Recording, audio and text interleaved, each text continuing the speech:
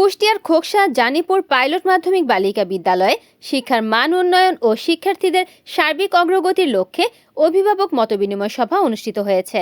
শুক্রবার 23 জানুয়ারি দুপুরে বিদ্যালয় প্রাঙ্গণে আয়োজিত এ সভায় বক্তারা বলেন, 2025 সালে বিদ্যালয়টি এসএসসি পরীক্ষায় কৃতিত্বপূর্ণ ফলাফল অর্জন করে উপজেলার সর্বোচ্চ পাশের হারের গৌরব অর্জন করেছে।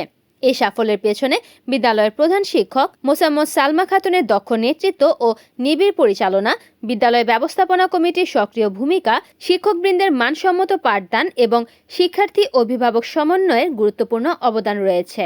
অভিভাবক, শিক্ষক ও বিদ্যালয় প্রশাসনের মধ্যে ফলপ্রসূ আলোচনা এ সভায় শিক্ষার্থীদের নিয়মিত উপস্থিতি, পাঠদানে মনোযোগ বৃদ্ধি, শৃঙ্খলা ও নৈতিক শিক্ষা জোরদার করার বিষয়ে গুরুত্বারোপ করা হয়। রিপোর্ট করেছেন কুষ্টিয়া প্রতিনিধি নাজমুল হাসান, NN টিভি।